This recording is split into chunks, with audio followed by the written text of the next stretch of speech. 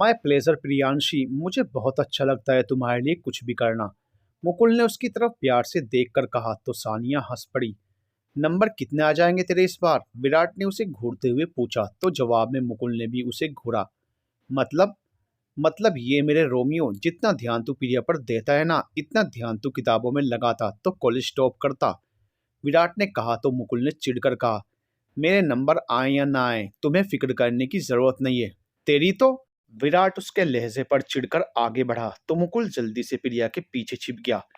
इधर क्यों छिप गया? इधर आ, बताता हूँ। विराट ने उसे प्रिया के पीछे से निकालने की कोशिश करते हुए कहा तो प्रिया ने उसे रोका और मुकुल से बोली, मुकुल अभी तुम जाओ, हम बाद में मिलते हैं। ओके, लेकिन किधर? मुकुल ने डरते हुए विराट को देखा, फिर प्रिया से पूछा तो प्रिया ने कंफ्यूजन में उसका सवाल दोहराया, किधर? तुमने अभी कहा ना कि हम बाद में मिलते हैं, तो मैं ये जानना चाहता हूँ कि किधर इंतजार करूं मैं तुम्हारा।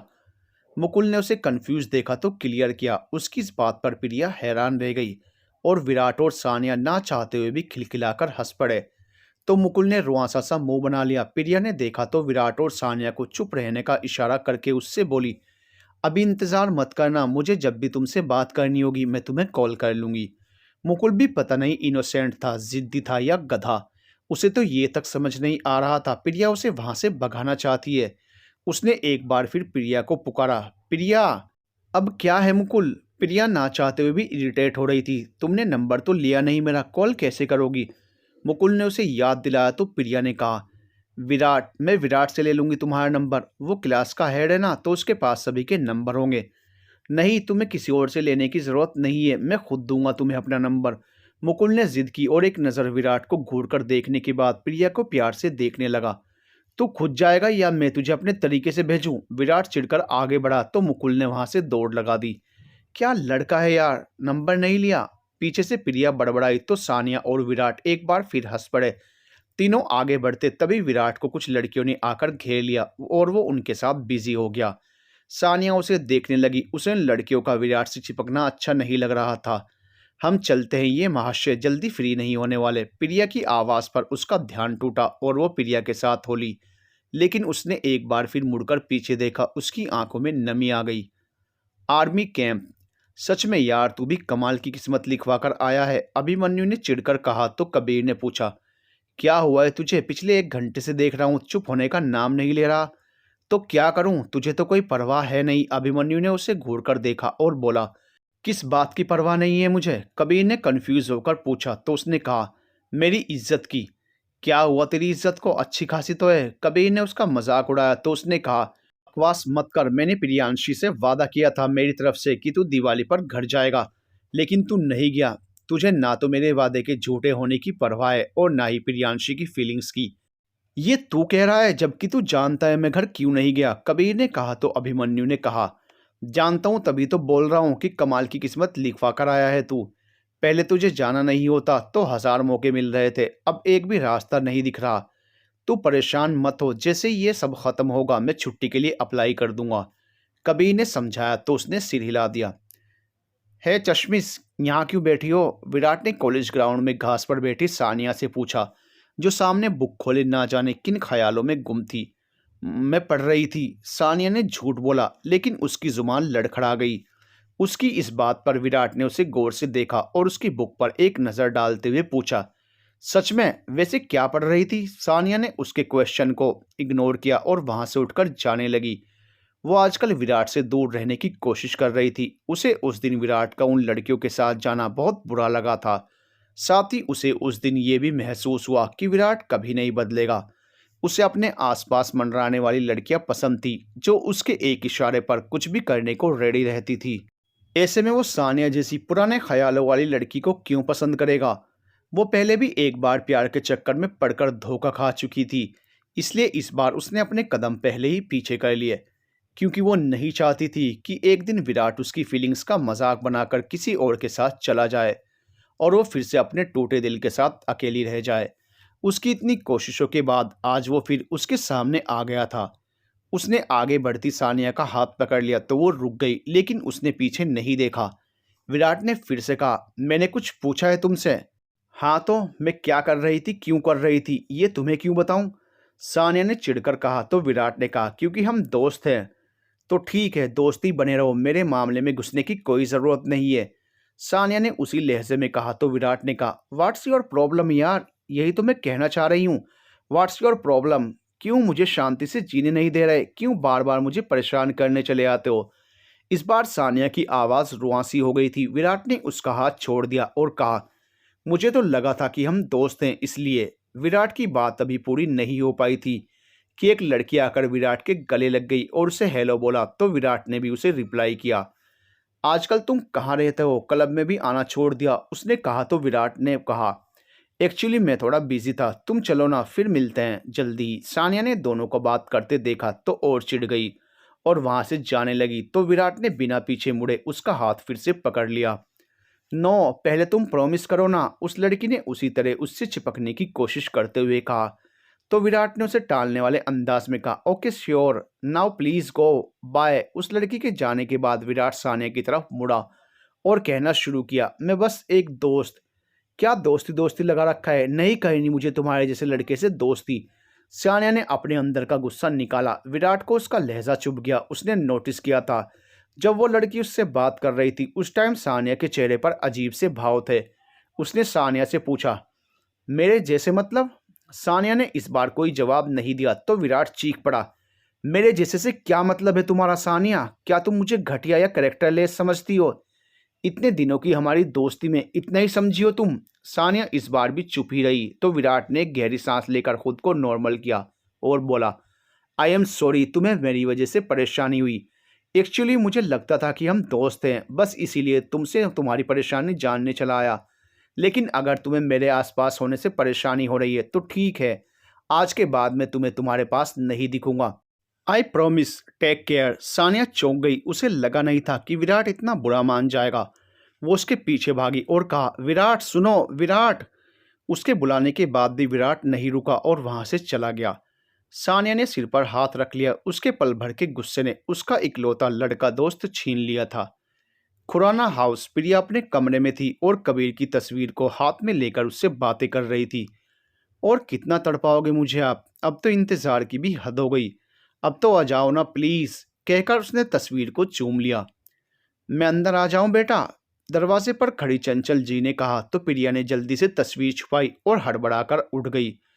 आइए ना मॉम, आपको मेरे रूम में आने के लिए परमिशन की जरूरत नहीं है, उसने अपनी बड़ी धड़कनों को काबू करने की कोशिश करते हुए कहा तो चंचल जी मुस्कुरा दी। जरूरत है बेटे, बच्चे जब बड़े हो जाते हैं तो उन्हें एक स्पेस की जरूरत होती है जहां वो कंफर्टेबल होकर अपने मन की चीजें कर सकें। प्रिया उनकी मुस्कान से असहज हो रही थी। उसने धीरे से अपने पीछे रखी हुई तस्वीर को पिलो के नीचे रखा। घबराहट की वजह से एसी में भी उसके माथे पर पसीने की बूंदें जगमगा उठी। इट्स ओके बच्चा, आपको इतना पैनिक लेने की जरूरत नहीं है। मैं उन माओं में से नहीं हूं जो अपने बच्चों के पर्सनल स्पेस में बेवजह दखल दें। हाँ, ये उम्मीद जरूर करती हूँ कि मेरी बेटी मुझसे खुद आकर अपने दिल की बात कहे। मम्मा, ऐसा तो कुछ भी नहीं है जो मैं आपसे छुपाऊं। प्रिया ने नजरें चुराई तो चंचल जी फिर से हंस पड़ी। बेटा, ये जो उम्र है ना, इससे मैं भी गुजर चुकी हूँ। मुझे भी तुम्हारी एज में ही प्यार हुआ था। चंचल जी ने कहा तो प्रिया ना चाहते हुए भी पूछ बैठी फिर मैंने तुम्हारे डैड को प्रपोज किया और उसके बाद शादी। आपने प्रपोज किया था डैड को? प्रिया ने हैरानी से पूछा तो चंचल जी ने सिर हिला दिया। अगर तुम्हारे पापा की पहल का इंतजार करती तो बूढ़ी हो जाती। इतने शर्मीले थे ना कि पूछो ही मत। डैड और शर्मीले? इम्पॉसिबल। प्रिया को विश्वास ही नहीं हुआ अपनी माँ की बात पर। मेरी बातों पर यकीन नहीं है तो कभी अपने डैड या अंकल आंटी से पूछना, वो बताएंगे। चंचल जी ने कहा आपको घबराहट नहीं हुई थी डैड को प्रपोज करते समय? प्रिया ने फिर पूछा तो चंचल जी ने कहा नहीं, अपने दिल की बात कहने में कैसी घबराहट बेटा। मन ही मन घुटने से तो अच्छा है ना कि बता दिया जाए। और वैसे भी मेरे मामले में मुझे पहले से पता था कि अभिनव भी मुझे पसंद करते हैं, बस कह नहीं पाते इसलिए मैंने कह दिया। और अगर ये पता ही ना हो कि जिससे हम प्यार करते हैं वो भी हमें प्यार करता है या नहीं तो? प्रिया ने अपने दिल का डर जाहिर किया। बेटा, ये तो तभी पता चलेगा ना जब हम अपनी फीलिंग्स को क्लियर करेंगे। अगर सामने वाले को भी प्यार है तो वो एक्सेप्ट करेगा, और अगर नहीं तो कम से कम हमारे दिल का बोझ तो हल्का हो ही जाएगा ना। चंचल जी ने बेहद प्यार से समझाया तो प्रिया थोड़ा रिलैक्स हुई। वैसे तुमने तो मुझसे इतना कुछ जान लिया, अब अगर परमिशन हो तो मैं भी कुछ पूछ लूं तुमसे। चंचल जी ने कहा तो प्रिया ने हाँ में सिर हिला दिया। तो चंचल जी ने उसका चेहरा प्यार से छुआ और उसकी आंखों में देखकर पूछा, कौन है वो लड़का? लड़का? कौन लड़का? प्रिया फिर हड़बड़ा गई। तो चंचल जी ने कहा, वही जिसने मेरी गुड़िया के दिल में अपनी जगह बना ली है। कौन है, क्या करता है और कैसा दिखता है? He looks so handsome and dashing, Priya ने फ्लो फ्लो में बोल दिया। फिर झेंपते हुए कहा, मॉम आप ना मुझे अपनी बातों में उलझा रही हैं। This is not fair. Mom हूँ तुम्हारी, जब तुम बोल नहीं पाती थी तब भी तुम्हारी बात समझ जाती थी। तुम बताओ या ना बताओ, लेकिन ये जानती कि कोई स्पेशल आ चुका है तुम्हारी जिंदगी में। चंचल जी की बात पर प्रिया मुस्कुरा उठी। तो उन्होंने कहा, उसे बताया या नहीं? मुझे अभी पता नहीं कि वो क्या सोचता है मेरे बारे में। प्रिया ने आखिरकार मान ही लिया अपने दिल की बात को। क्या अब भी अपनी माँ को नहीं बताओगी? चंचल जी ने फिर से कहा। तो उसने कहा, नहीं मॉम, मैं सबसे पहले उसे बताना चाहती हूँ, फिर आपको भी सब बता दूंगी। ठीक है बेटा, इतना तो बता ही सकती हो ना कि मैं भी उसे जानती हूँ या नहीं। चंचल जी ने फिर से पूछा। वो बहुत फ्रैंक थी, लेकिन वो एक माँ भी थी। उन्हें डर था कि कहीं उनकी बेटी किसी गलत इंसान के चक्कर में ना पड़ जाए। बस इसलिए वो प्रिया से उसके दिल का हाल जानना चाहती थी। जी मॉम, आप बहुत अच्छे से जानती हैं उनको, इनफैक्ट बचपन से ही, और मैं 100% श्योर हूँ कि आपको भी वो बहुत पसंद है, प्रिया ने कहा। तो चंचल जी के दिमाग में पहला ख्याल विराट का आया। उसे और प्रिया को फ्यूचर में एक साथ सोचकर उन्हें तसल्ली हो गई। Army camp. कबीर और बाकी सब अब जाकर रिलैक्स हुए थे।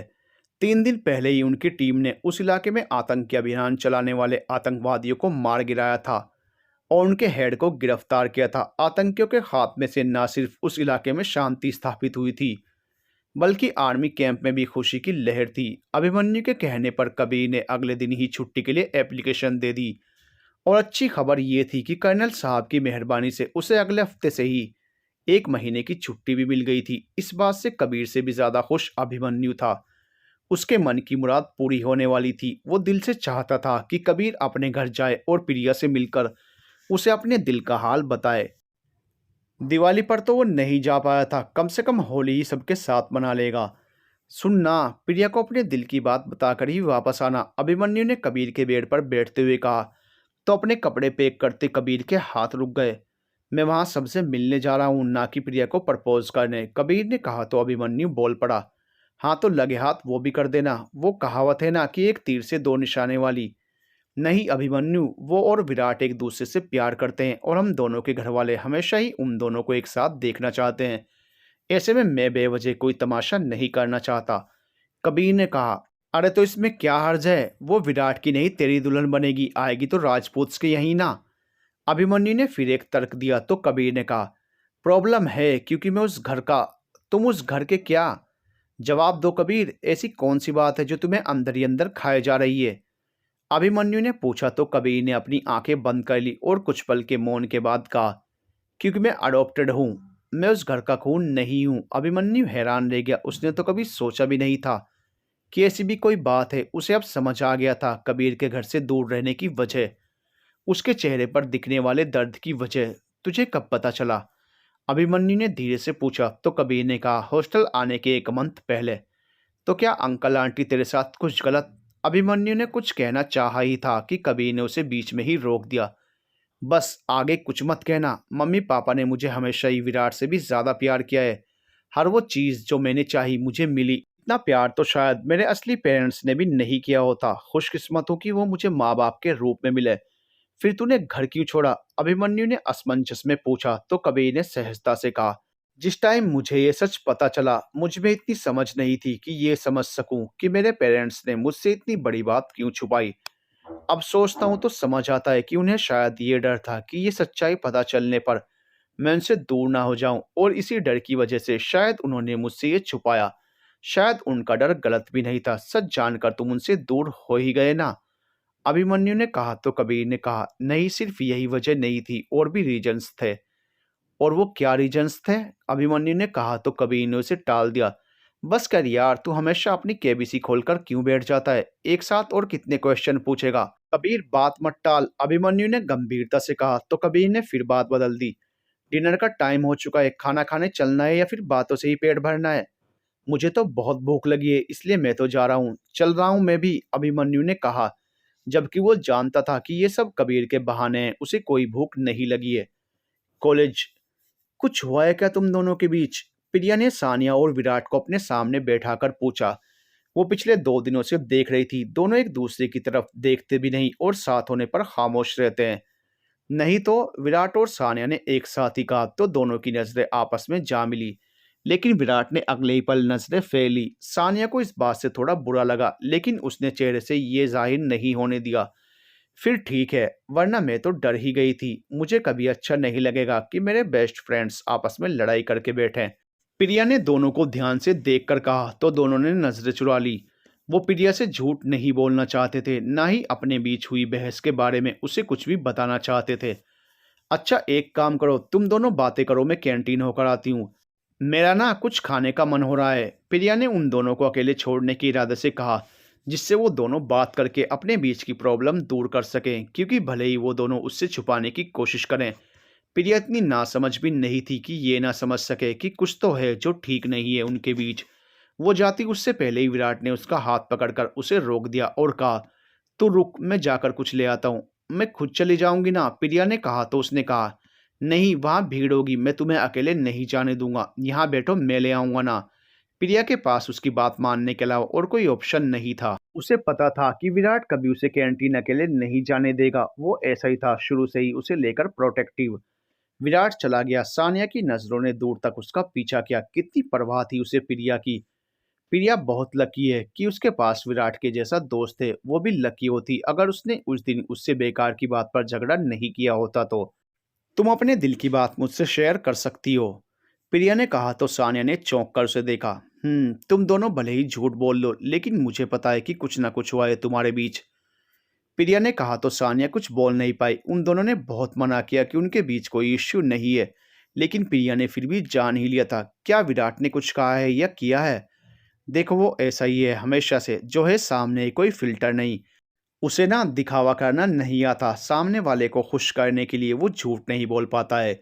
इसलिए अगर तुम्हें उसकी कोई भी बात बुरी लगी हो तो प्लीज़ इग्नोर कर दो। जानती हूँ, वैसे भी इस बार गलती उसकी नहीं मेरी है। मैं ही अपनी फीलिंग्स को कंट्रोल नहीं कर पाई और फ्रस्ट्रेट होकर उसे बुरा भला कह दिया। सानिया ने ईमानदारी से कहा और उसके और विराट के बीच हुई सारी बातें बता दी, क्योंकि अब सच छुपाकर वो प्रिया को भी नाराज नहीं करना चाहती थी। प्रिया चुपचाप उसकी सारी बातें सुनती रही। फिर कहा, do you like Virat? Sania उसके सवाल पर थोड़ा हिचकिचाई, फिर हाँ में सिर हिला दिया। तो प्रिया ने मुस्कुराकर कहा, wow that's great, I am so excited to see my friends as a couple. तुम विराट को कल बताने वाली हो? आई डोंट नो, मुझे नहीं पता कि विराट मुझे इस नज़रिए से देखता भी है या नहीं। मैंने पहले भी प्यार के नाम पर एक बार धोखा खाया है, इसलिए इस बार मैं कोई जल्दबाजी नहीं करना चाहती। सानिया ने कहा तो प्रिया ने भी सहमति जताई। I think you are right, हम अब से तुम्हारे लिए की गई विराट की हर एक्टिविटीज़ पर नज़र रखेंगे, उसकी फीलिंग्स को अब्सॉर्ब करेंगे, फिर नेक्स्ट स्टेप लेंगे। थैंक यू सो मच प्रिया, मुझे समझने के लिए। तुमसे कहकर बहुत लाइट फील कर रही हूँ, सानिया ने मोहब्बत से कहा तो प्रिया मुस्कुरा दी। फ्रेंड्स इसीलिए तो होते हैं ना सानिया, जो बातें हम किसी से ना कह पाएं उसे उनके सामने बेझिझक कह पाएं। अगर उस बात का सॉल्यूशन है तो मिलकर सॉल्व करें, वरना एक दूसरे के साथ रहकर गम हल्का करें, है ना? मैं खुशकिस्मत हूँ, मेरे पास तुम्हारे जैसी दोस्त है। सानिया कहते हुए प्रिया के गले लग गई तो उसने भी उसे अपनी बाहों में कस लिया। प्रिया को आज भी कबीर की बहुत याद आ रही थी, इसलिए वो राजपूत विला चली आई थी ताकि गायत्री जी से थोड़ी बहुत बातें करके मन हल्का कर ले। आंटी फ्री ही थी, प्रिया को देखकर खुश हो गई। अरे वाह, 100 साल जियोगी तुम, मैं तुम्हें ही याद कर रही थी, गायत्री जी ने कहा तो प्रिया मुस्कुराते हुए उनके बगल में बैठकर शिकायत करती हुई बोली, झूठ मत बोलिए आंटी, अगर मेरी याद आती तो फोन करके बुला नहीं लेती मुझको। सच में बच्चा, मैं तुम्हें फोन करने ही वाली थी, पर तब तक तुम ही आ गई। गायत्री जी ने उसे यकीन दिलाने की कोशिश की तो प्रिया ने उनके गालों को प्यार से खींचते हुए कहा, मेरी प्यारी आंटी, मान ली मैंने आपकी बात। अच्छा बैठो, मैं तुम्हारे लिए कुछ अच्छा सा बना कर लाती हूँ। गायत्री जी ने उसके गाल प्यार से छुए और किचन की ओर जाने को हुई तो प्रिया ने उनका हाथ पकड़कर बैठा लिया। फॉर्मेलिटी बंद करिए आंटी, मुझे कुछ चाहिए होगा तो मांग लूंगी। अभी तो आप मेरे पास बैठिए और बातें करिए, कुछ और नहीं तो जूस ही ले आती हूँ, फिर बातें भी कर लेंगे। गायत्री जी बोली तो प्रिया ने कहा, प्लीज आंटी, मैं घर पर बोर हो रही थी तो आपके पास चली आई। अब आप भी मुझे टाइम नहीं दे रही, ऐसी बात नहीं है बेटे। अच्छा चलो, नहीं जाती मैं कहीं। बोलो क्यों बोर हो रही थी? गायत्री जी ने कहा तो प्रिया ने मुंह बना लिया। ये विराट का बच्चा ना आजकल हमेशा देवदास वाले मोड में रहता है, कोई मस्ती ही नहीं, अब ऐसे में बोर ही होंगी ना। देवदास? क्या उसकी लाइफ में कोई लड़की आ गई है? गायत्री जी ने चौंक कर पूछा तो प्रिया ने जीभ दांतों तले दबा ली और सोचा, तू भी प्रिया एक नंबर की गधी है, बोल्ट टाइम ये भी ध्यान नहीं रखती कि सामने कौन है। अब दे आंटी के सवालों के जवाब। क्या हुआ प्रिया, किस सोच में पड़ गई? क्या विराट की लाइफ में कोई लड़की है जिसके बारे में हमें नहीं पता? प्रिया ने कहा, नो आंटी। गायत्री जी ने फिर पूछा तो प्रिया ने कहा, मैंने तो बस ऐसे ही बोल दिया। वो आजकल थोड़ा पढ़ाई को लेकर सीरियस हो गया है ना, तो हमें फोन करने का टाइम नहीं मिल पाता। पक्का यही बात है? गायत्री जी उसे गौर से देखकर बोली। तो प्रिया ने कहा, आपको अपनी प्रिय पर भरोसा नहीं है क्या? अगर ऐसा कुछ होता तो मैं आपको बताती नहीं। ये तो है, मुझे भी आजकल घर काटने को दौड़ता है। कबीर के ना रहने पर विराट अपनी शरारतों से उसकी कमी ज्यादा खलने नहीं देता था, लेकिन आजकल वो भी शांत सा हो गया है, ऐसा लगता है घर कुछ रह ही नहीं गया हो। गायत्री जी ने उदास लहजे में कहा, आपको सुपरमैन की बहुत याद आती है ना? प्रिया ने पूछा तो उन्होंने अपनी झलक आई आंखों को पोंछा और बोली, दुनिया में कौन सी ऐसी माँ होगी जो अपने बच्चे के दूर रहने पर उसे याद नहीं करती होगी? हर वक्त उसका ख्याल, उसकी चिंता लगी रहती है। तो आप उन्हें कुछ दिन के लिए बुला क्यों नहीं लेती? आपकी तरह सबको उनकी बहुत याद आती है। प्रिया ने कहा तो गायत्री जी ने उसकी तरफ देखा तो प्रिया ने तुरंत कहा, मेरा मतलब है अंकल को या विराट को। हो सकता है विराट इसी वजह से चुप चुप रहता हो। शायद तुम सही कह रही हो, मैं उसे बुलाती हूँ। इस बार उसका कोई बहाना नहीं चलने वाला। गायत्री जी ने भी उसकी बात पर सहमति जताते हुए कहा तो प्रिया ने कहा, तो करिए क्या? गायत्री जी ने असमंजस से पूछा तो प्रिया ने कहा, फोन सुपरमैन को। इस टाइम वो थोड़ी कंफ्यूज सी थी। ओफो आंटी, अभी नहीं तो फिर कब? प्रिया ने झल्ला कर कहा तो गायत्री जी ने फिर से हैरानी से उसे देखा। तो प्रिया ने हल्का सा मुस्कुरा कर कहा, आंटी आपने वो कहावत सुनी है ना, कल करे सो आज करवा ली? उसके सवाल पर गायत्री जी ने सिर हिला दिया तो प्रिया ने समझ जाते हुए कहा, किसी भी काम में लेट नहीं करना चाहिए, क्या पता कब क्या हो जाए। तुम ठीक कह रही हो, मैं अभी बात करती हूँ उससे। गायत्री जी ने कहा और अपना फोन ढूंढने लगी तो प्रिया ने उन्हें जल्दी से अपना फोन पकड़ा दिया। इससे कर लीजिए ना आंटी, प्रिया ने कहते हुए कबीर का नंबर मिलाकर फोन उन्हें पकड़ा दिया। गायत्री जी उसके उतावलेपन पर थोड़ी हैरान हुई, लेकिन अभी उनका ध्यान कबीर में था, तो प्रिया के बारे में ज्यादा सोच नहीं पाई। कुछ पल फोन की रिंग जाती रही, उसके बाद कॉल रिसीव हो गई। उधर से कबीर की आवाज आई, हेलो। आवाज सुनते ही प्रिया का दिल जोरों से धड़क उठा। उधर कबीर की हालत भी अपने फोन पर प्रिया का नंबर देखकर कुछ ऐसी थी, उसने सोचा भी नहीं था कि कभी प्रिया उसे फोन करेगी। कबीर, गायत्री जी ने कहा तो उसने हैरानी से कहा, माँ आप? हाँ, वो मेरा फोन नहीं मिल रहा था, इसलिए प्रिया के नंबर से कॉल किया है। गायत्री जी ने खुद ही बात क्लियर कर दी तो उसने हल्के से कहा, ओ कैसी हैं आप, और विराट और पापा कैसे हैं? कबीर ने पूछा। उसने अब तक खुद को नॉर्मल कर लिया था। कोई ठीक नहीं है, गायत्री जी ने कहा तो उसने चौंक कर पूछा, क्या हुआ सबको? सब तुझे बहुत याद करते हैं, लेकिन तुझे तो कोई फिक्र ही नहीं है ना अपनी माँ की और ना ही अपने पापा और भाई की। उन्होंने शिकायत की। आप कैसी बातें कर रही हैं माँ, मुझे आप सबकी फिक्र क्यों नहीं होगी? आप लोगों के अलावा मेरा है ही कौन? कबीर ने कहा तो गायत्री जी ने कहा, रहने दे, अपनी माँ को मक्खन मत लगा। अगर मेरी परवाह रहती तो इतने सालों तक बाहर रहता क्या?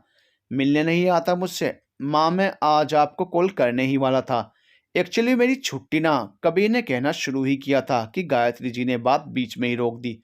रहने दे, फिर तू वही राग शुरू कर देगा कि छुट्टी नहीं मिली या किसी मिशन पर जाना है।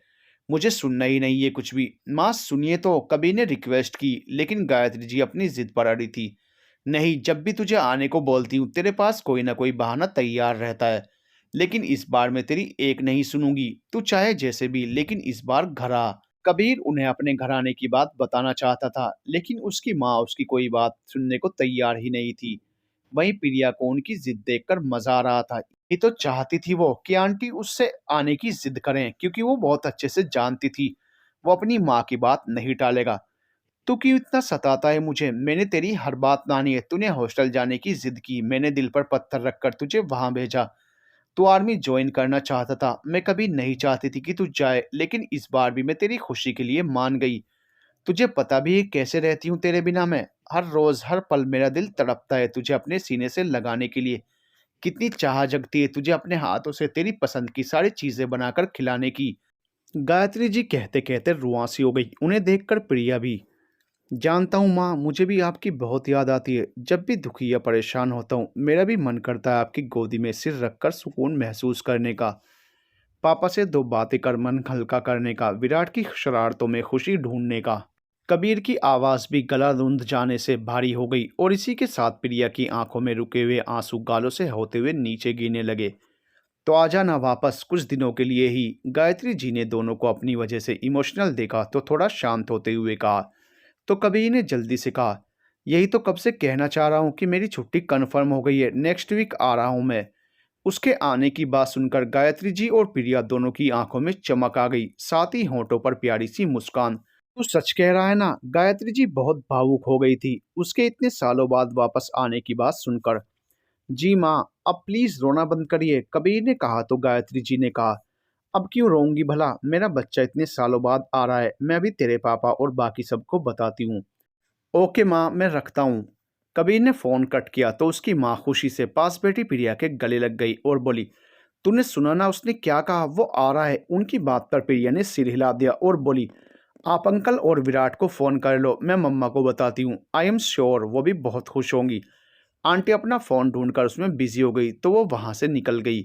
आज वो बहुत खुश थी, उसका मन जोर जोर से नाचने और गाने का कर रहा था, जिसका उसने इतने दिनों तक बेसब्री से इंतजार किया था वो आ रहा था। कबीर फोन हाथों में लिए नंबर को घूर रहा था। प्रिया के नंबर से फोन आने का मतलब वो वहीं उसके घर ही होगी। उसकी मौजूदगी के एहसास से उसका दिल जोरों से धड़क उठा। अभी उसके एहसास से ये हाल है, जब वो सामने होगी तो क्या होगा मेरा। उसने दिल पर हाथ रखकर सोचा, ओहो क्या बात है, किसी के चेहरे की स्माइल कम होने का नाम नहीं ले रही। भाई उसके नंबर से सिर्फ कॉल ही आई है, तेरी और उसकी शादी का कार्ड नहीं जो इतना खुश हो रहा है। अभिमन्यु ने उसे छेड़ते हुए कहा तो कबीर सिर्फ मुस्कुरा कर रह गया। वैसे मान्यवर, अभी आपका ये हाल है, जब वो सामने होगी तब क्या करेंगे? खींचकर गले लगा लेंगे या गोद में उठा लेंगे या फिर उसके भी आगे कुछ? अभिमन्यु ने शरारत से अपने होठों पर उंगली फिराई तो कबीर ने उसे घूरा तो उसने उंगली होठों पर रख ली और कहा, मैं तो चुप रहने का इशारा कर रहा था, मुझे तो लगता है तुम खामोशी रहोगे। कबीर उसकी शरारत समझ रहा था लेकिन उसने बात आगे नहीं बढ़ाई। तभी उसे कुछ याद आया तो उसने पूछा, ये मान्यवर क्या है? मान्यवर वो, इसका मतलब है कि अभिमन्यु बात करने के साथ साथ दरवाजे की तरफ खिसकता जा रहा था। ये देखकर कबीर ने कहा, तू कर क्या रहा है, शांति से बैठ नहीं सकता क्या? नहीं, अगर मैं शांति से बैठ जाऊंगा तो पिट जाऊंगा। क्योंकि क्योंकि क्या? कबीर ने चिढ़ते हुए कहा तो उसने कहा, तो भी ना गधा है, मान्यवर मतलब प्रिया का वर, यानी कि तू मेरा यार। इसी के साथ वो रूम से बाहर भाग खड़ा हुआ। कबीर पहले तो समझ नहीं पाया लेकिन उसकी बात पर गौर करने के बाद उसके होठों पर बड़ी सी स्माइल आ गई।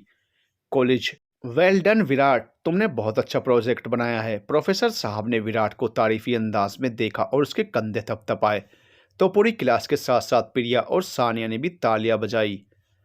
विराट ने एक नज़र पूरी क्लास को देखा फिर मुस्कुराते हुए प्रोफेसर से बोला, सर ये प्रोजेक्ट मैंने अकेले नहीं बनाया है, इनफैक्ट मुझसे कहीं ज़्यादा सानिया की मेहनत है। उसने दिन रात एक कर दिया है इस प्रोजेक्ट के लिए, इसलिए अगर किसी को शाबाशी देनी है तो सानिया को दीजिए। विराट की बात पर सानिया ने चौंक कर उसे देखा। उसे तो यकीन ही नहीं हुआ कि इतनी नाराज़गी के बाद भी विराट उसे क्रेडिट देगा।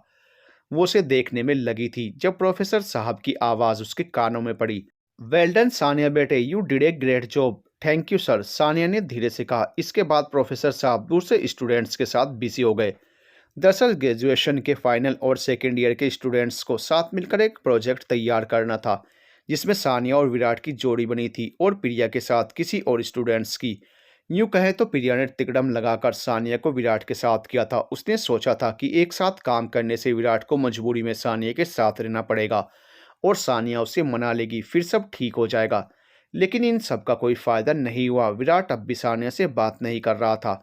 आज भी क्लास के दौरान उसने सानिया को पूरी तरह इग्नोर कर दिया, जबकि सानिया की नज़रें उस पर ही टिकी रही। आज ना सिर्फ वो खुश थी बल्कि विराट के लिए उसके दिल में इज्जत भी बढ़ गई थी। विराट भी सानिया की नज़रों से अनजान नहीं था, लेकिन फिर भी उसने एक बार भी उसकी तरफ नहीं देखा। नहीं क्यों, लेकिन उस दिन के सानिया के शब्द उसे तकलीफ दे गए थे। हालांकि उस पर जल्दी किसी बात का असर नहीं होता था, न ही उसे इस बात की कभी कोई परवाह रही कि कौन उसके बारे में क्या सोचता है। यह पहली बार था कि वो उस लड़की की बातों से इतना हर्ट हुआ था, जिससे उसका कोई खास रिश्ता भी नहीं था, या फिर थी वो उसके लिए खास। इस बात से वो खुद भी अनजान था। सानिया क्लास खत्म होने का बेसब्री से इंतजार कर रही थी, ताकि वो विराट से बात कर पाए, लेकिन वो भी कम नहीं था। जैसे ही प्रोफेसर साहब बाहर गए, वो भी बिना देरी किए निकल गया। पीछे से सानिया आवाज देती रह गई, क्या हुआ, ऐसा मुंह क्यों बना रखा है तूने? प्रिया ने पूछा तो सानिया ने कहा, मुझे उससे बात करनी थी, लेकिन आज फिर वो चला गया। कोई बात नहीं, उसकी ये ट्रिक कितने दिन काम आएगी, आज नहीं तो कल बात तो करनी ही पड़ेगी, प्रिया ने समझाया। मुझे तो लगता है मैं उसे कभी मना ही नहीं पाऊंगी। मेरे साथ बात करना तो दूर, मेरी तरफ देखता भी नहीं है, सानिया ने मायूसी से कहा। तो प्रिया बोली, अब तक मैं शांत थी तो वो इतना उछल रहा है। एक बार मेरी प्रियागिरी शुरू हुई ना, तो मजबूर होकर ही सही बात तो तुमसे करनी ही पड़ेगी उसे। Just wait and watch. Virat railway station पर गया था और इधर उधर नजरें दौड़ा रहा था। आज कबीर आने वाला था। घर में सब एक्साइटेड थे, सबसे ज्यादा विराट और प्रिया। दोनों के अपने रीजन थे। जहां विराट को सालों बाद अपने भाई के साथ अपने शहर, अपने घर में रहने का मौका मिलने वाला था, वहीं प्रिया का ड्रीम बॉय, उसका पहला प्यार, कुछ ही पलों के इंतजार के बाद उसके सामने रहने वाला था। इंतजार की घड़ियां समाप्त हुई जब विराट ने कबीर को एक बड़े से लगेज के साथ आते देखा। वो उस तरफ दौड़ पड़ा और उसके गले लग गया। वेलकम भाई, मैंने आपको बहुत मिस किया है, विराट ने उसके गले लगे ही कहा। तो कबीर ने भी उसे अपनी बाहों में कस लिया। कुछ पल बाद कबीर उससे अलग हुआ और बोला, तू अकेले आया है? यूं तो मम्मी पापा सब आना चाहते थे, लेकिन मैंने उन्हें रोक दिया, ये कहकर कि आप लोग घर पर अपने बेटे के स्वागत की तैयारी करो, विराट ने कहा। तो कबीर ने सिर हिला दिया। ये कौन है? तभी विराट ने पूछा। वो कब से देख रहा था उन दोनों के पास खड़ी लड़की को। पहले तो उसे लगा कि वो यूं ही खड़ी है, लेकिन काफी देर बाद भी जब वो उनके पास से नहीं हटी तो उसने पूछना पड़ा। ये नीलम है, इसे चंडीगढ़ घूमना था, इसलिए साथ ही आ गई। कबीर ने नीलम का परिचय कराया तो विराट ने उसे हेलो कहा। फिर धीरे से कबीर से पूछा, दोस्ती है या दोस्त से कुछ ज्यादा? दोस्त से ज्यादा ही है, ये अभिमन्यु की फियोंसे है, कबीर ने उसे घूर कर कहा। तो विराट ने कहा, ओह भाभी जी, अभिमन्यु भाई नहीं आए? अभिमन्यु भी आने वाला था, लेकिन उसके डेढ़ की तबीयत थोड़ी ठीक नहीं थी, इसलिए रुक गया, 2-3 दिनों में आएगा, नीलम ने बताया। तो विराट ने पूछा, कोई सीरियस प्रॉब्लम? नहीं, बस थोड़ी सी दिक्कत थी, वरना मैं भी नहीं आती, नीलम ने कहा। वो आ जाएगा विराट, एक्चुअली बहुत दिनों बाद वो भी छुट्टी पर गया है ना तो। और तुझे सारी इंक्वायरी यहीं करनी है या घर भी चलना है? कबीर ने कहा।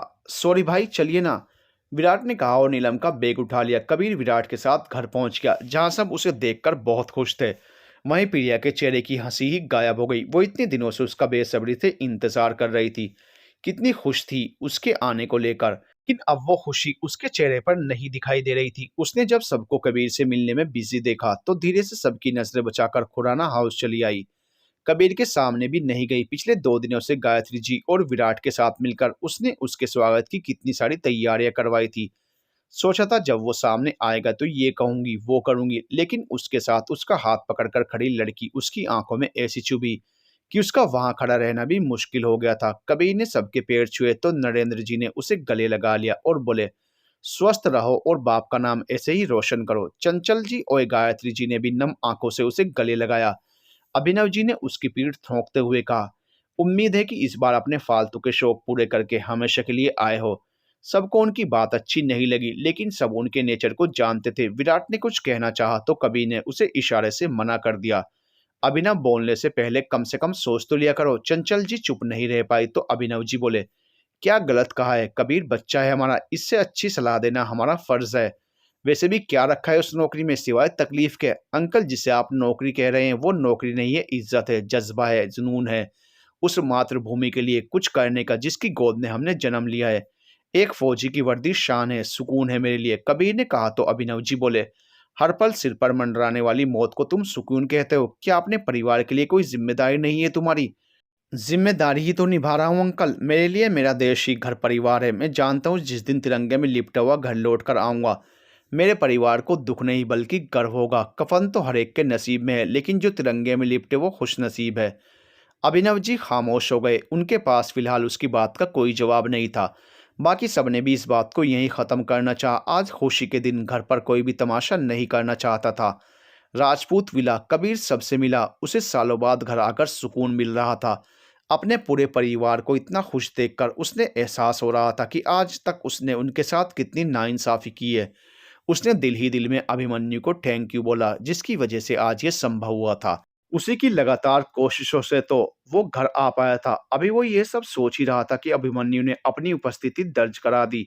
उसका नाम कबीर के फ़ोन की स्क्रीन पर फ्लैश होने लगा। नाम लिया और शैतान हाजिर, कबीर कहकर मुस्कुराया और फ़ोन पिक कर लिया। "तू याद कर रहा था ना मुझे?" अभिमन्यु ने पूछा तो कबीर ने कहा, "अब तो दिन में भी सपने देखने लगा क्या? मैं क्यों याद करूँगा तुझे? संगदिल इंसान, दोस्त हूँ तेरा, झूठ ही बोल देता कि याद कर रहा था तुझे। क्या बिगड़ जाता? उल्टा मैं ही खुश हो जाता।" अभिमन्यु ने चिढ़कर कहा। "तू जानता है ना मैं झूठ नहीं बोलता, फिर इतना बड़ा झूठ ना तुझे डाइजेस्ट होगा और ना मुझे।" कबीर ने फिर उसे चिढ़ाया। उससे बात करने में उसके दिमाग से प्रिया फिलहाल के लिए उतर गई थी, लेकिन अभिमन्यु तो अभिमन्यु था। उसने कहा, "हाँ भाई, मुझे क्यों याद करेगा तू? वहाँ दिल का सुकून जो मिल गया होगा, तेरे स्वागत ने पलके बिछाए। सच सच बताना, बहुत खुश होगी ना वो?" "पता नहीं," कबीर ने कहा तो अभिमन्यु ने हैरानी से पूछा, "तूने उससे बात नहीं की क्या?" "देख कबीर, समझाया था ना मैंने तुझे कि इस बार उससे दूर मत भागना। तू कब समझेगा कि वो भी तुझे पसंद करती है?" अभिमन्यु के लहजे में हैरानी, गुस्सा और दुख सब था। कबीर ने उसकी बात खत्म होने के बाद कहा, "दूर नहीं भागा मैं इस बार। अच्छा, फिर इतनी देर में उससे बात क्यों नहीं की?" अभिमन्यु ने चिढ़कर कहा तो कबीर ने धीमी आवाज में कहा, "बात तो तब करूंगा ना जब वो सामने आएगी। जब से आया हूँ मुझे कहीं दिखी नहीं वो। रियली मुझे तो लगा था कि वो तुझसे मिलने के लिए दरवाजे पर ही खड़ी होगी।" अभिमन्यु अब भी प्रिया के ना होने की बात पर अच्छा खासा हैरान था। "इसमें इतना हैरान होने वाली कौन सी बात है? हमारा ऐसा कोई रिश्ता नहीं है कि वो दरवाजे पर मेरे इंतजार में खड़ी रहे। प्यार हमारे बीच है नहीं और दोस्त हम अब रहे नहीं," कबीर ने हल्का सा मुस्कुरा कर कहा। लेकिन उसकी बातों से उसके दर्द का पता साफ चल रहा था। अभिमन्यु को समझ ही नहीं आया कि वो इस बात पर क्या कहे। तो कबीर ने ही फिर बात शुरू की, "अच्छा चल, बाद में बात करता हूँ, तू भी अंकल का ख्याल रखना।" अभिमन्यु ने फोन तो कट कर दिया, लेकिन उसका दिमाग उलझकर रह गया था। उसे समझ नहीं आया कि किस बात पर यकीन करे। उस दिन ट्रिप से लौटते समय उसने प्रिया की आंखों में जो बेपनाह प्यार देखा था उस पर, या आज जो कबीर ने कहा उस पर। नहीं, मेरी आंखें धोखा नहीं खा सकती। प्रिया भी कबीर से प्यार करती है। हो सकता है वो बिजी हो, इसलिए कबीर से मिलने ना आ पाई हो। अभिमन्यु ने खुद को समझाया, तब जाकर उसके दिल को सुकून मिला। खुराना हाउस दोपहर से शाम होने को आई थी जब प्रिया की नींद खुली। वो घर आने के बाद रोते रोते सो गई थी। उसने सामने दीवार पर लगी घड़ी की तरफ देखा तो चौंक गई। ओ माय गॉड, 5:30 बज गए। इसका मतलब मैं पिछले 2 घंटों से सो रही थी, उसने कहा और हड़बड़ाकर बिस्तर से उठ गई। फिर बड़बड़ाई, सुपरमैन से मिली भी नहीं, क्या सोचेंगे वो मेरे बारे में। घर बुलाने के लिए इतनी रिक्वेस्ट की और जब आया तो मिली भी नहीं। बाथरूम में जाकर मुंह पर पानी की छींटे डाली और चेहरा शीशे में देखा तो अपने बजाय कबीर का अक्स नजर आया। उसके होंठों पर प्यारी सी मुस्कान आ गई। उसने जैसे ही शीशे में देखते कबीर के चेहरे पर हाथ फेरा हो, तभी उसके बगल में उसका हाथ पकड़कर खड़ी लड़की नजर आई और इसी के साथ उसके चेहरे की चमक और मुस्कान गायब हो गई। "क्यों जाऊं, सब तो हैं ही ना वहां पर, और वैसे भी उनका मन लगाने के लिए वो है ना जिसे इतने प्यार से हाथों में हाथ डालकर लाए हैं," उसने कहा और मुंह पहुंचकर बिस्तर पर आकर बैठ गई। उसने राजपूत विला जाने का इरादा फिर ड्रॉप कर दिया। राजपूत विला खाना खाने के बाद सब बड़े हॉल में बैठकर बातें करने लगे और कबीर के साथ विराट और नीलम डाइनिंग टेबल पर ही अपनी बातों में व्यस्त थे। नीलम को यहाँ आकर बहुत अच्छा लग रहा था। सब बहुत ही अच्छे और ओपन माइंडेड थे। किसी ने भी उसके एक लड़की होने के बावजूद कबीर के साथ अकेले चले आने पर सवाल नहीं किया, बल्कि उसका खुले दिल से स्वागत किया था। विराट के साथ तो उसे एक टॉकिंग पार्टनर मिल गया था। कबीर उनके साथ बैठा भले था, लेकिन उसका ध्यान प्रिया में लगा हुआ था। सिर्फ उसके वहां न रहने पर उसके दिल में हजारों सवाल चल रहे थे। हालांकि वो विराट और नीलम की बातों का बीच बीच में जवाब भी दे रहा था। विराट ये कबीर ने जैसे ही प्रिया के बारे में विराट से पूछना चाहा, तभी उसे नरेंद्र जी की आवाज सुनाई दी, जो चंचल जी से कुछ कह रहे थे। "ये प्रिया कहाँ चली गई? खाने पर भी नहीं थी?" नरेंद्र जी ने पूछा तो चंचल जी बोली, "उसे थोड़ा हेडेक था तो घर चली गई थी। हाँ, बेचारी बच्ची कल से मेरे साथ कामों में लगी थी।" कबीर के आने की बात सुनकर मुझे तो लगा था कि सबसे ज्यादा खुश वो ही है, गायत्री जी ने कहा तो कबीर हैरान हो गया। इसका मतलब अभिमन्यु सच कह रहा था, प्रिया वाकई उसका इंतजार कर रही थी। लेकिन अगर वो इतना ही खुश थी तो थोड़ी देर भी रुकी क्यों नहीं? क्या वो ज्यादा बीमार हो गई है? कबीर ने सोचा, और आप अब बता रही हैं आपकी बेटी बीमार है और आप आराम से बैठी हैं। अभिनव जी जो वॉशरूम की तरफ से आ रहे थे उन्होंने सुना तो गुस्से में बोले, उफ अभिनव, आप बिना बिना पूरी बात जाने हाइपर हो जाते हैं। आपकी बेटी बीमार नहीं है, बस थोड़ा हेडेक था। मैंने रेस्ट को बोल दिया और तब से 2 बार जाकर चेक कराई हूँ। गहरी नींद में थी तो जगाया नहीं। चंचल जी ने कहा, भूखे पेट रहेगी तो सिर दर्द होगा ही, आपको उसे जगाकर कुछ खिला देना चाहिए था ना।